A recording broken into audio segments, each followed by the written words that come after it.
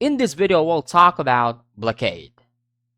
Blockade is a strategic position where a piece blocks an opponent's pawn, therefore preventing it from advancing. It is a form of restriction to limit the enemy pawn activities and in general denies the opponent some space on the board. The strategic position is usually seen in the middle game, and sometimes in the endgame with pawns. In this position where the middle game is about to take place, White just played Rook e1 with the idea of playing e4, breaking the center with e4 at some point. While we see that even though White hasn't developed all his pieces yet, look at the bishop on c1, still undeveloped. It is often acceptable to directly break the center first, immediately gaining some space and force over there. Well, the bishop on c1 can be developed anytime later on, as it's not restricted anyway. So, if black easily allows white to play e4, white will have a strong pawn in the center. Much worse if he can play e4 and then proceed with e5, and then the center is going to be on white's grasp.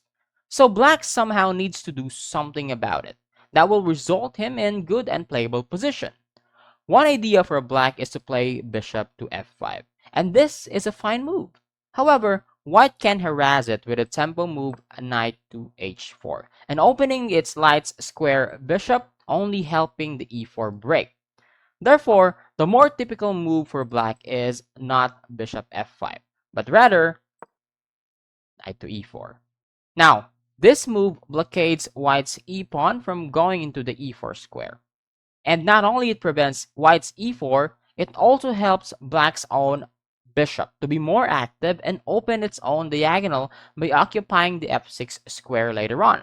Also, bishop to f5 becomes more possible as there will be no knight to h4, right?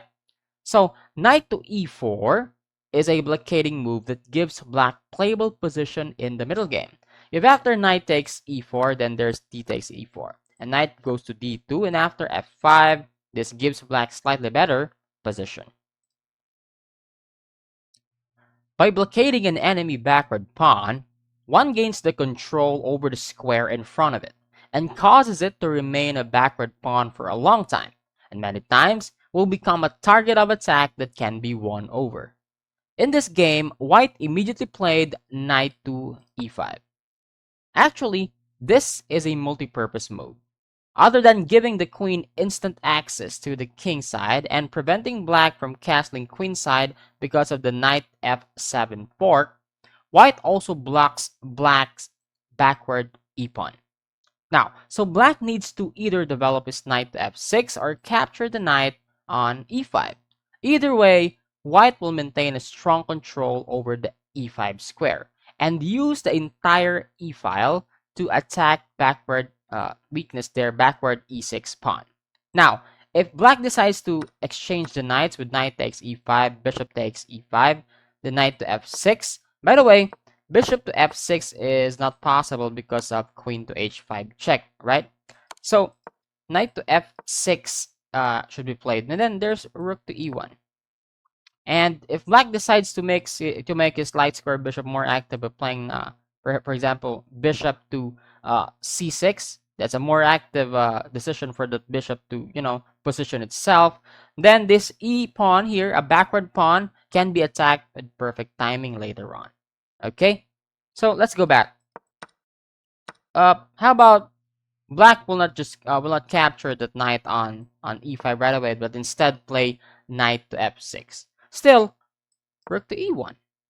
If black plays bishop to d6 to contest that knight on e5, then simply knight to d2 and then going to f3 and will solidify that control on that important central square.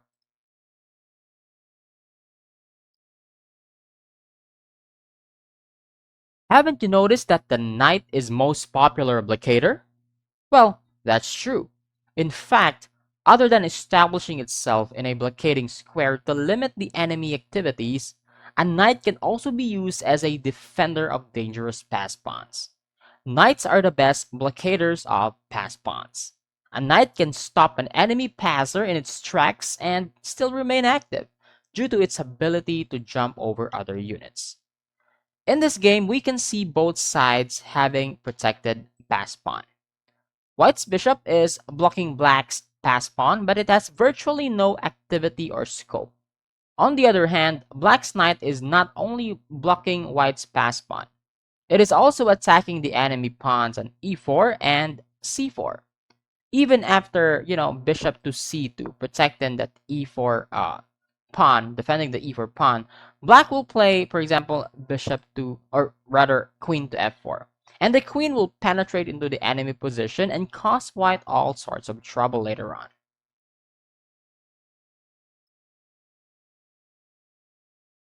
This game demonstrates the same power of a blockading knight. Black boasts a strong pass pawn on the e-file, but after white's knight to e3, black's passer has been switched off. Now the knight on e3 not only stops black's e-pawn, it also guards important squares, the c4, the d5, and the g4.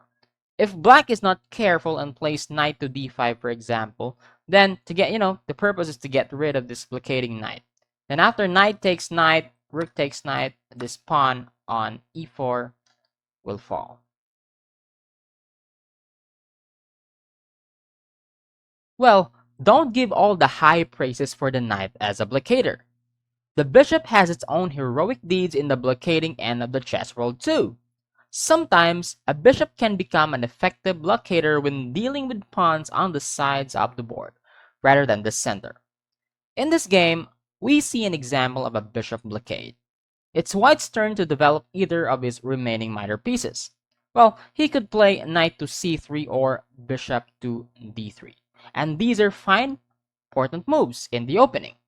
But here, white sees an opportunity to fix or blockade an enemy a-pawn by playing bishop a6, so that it can't gain queenside space with later a7 to a5.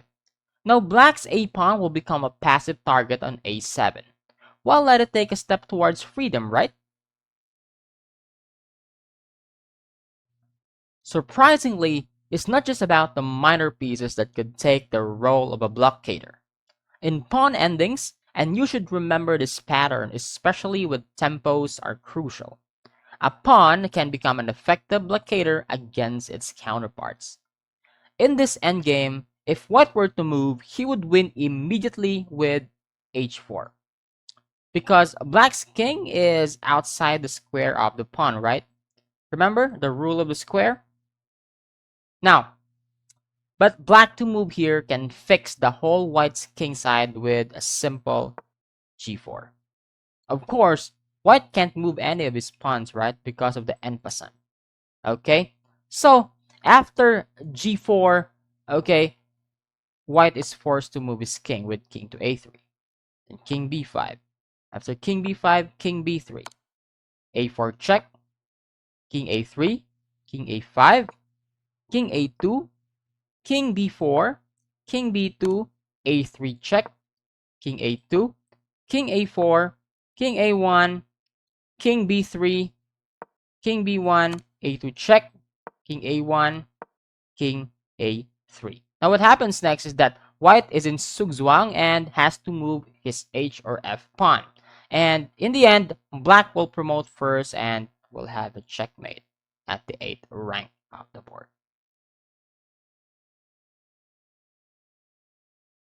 Now let's try this middle game position if you can guess the best move for black. You can pause the video and try to analyze how black should continue the game.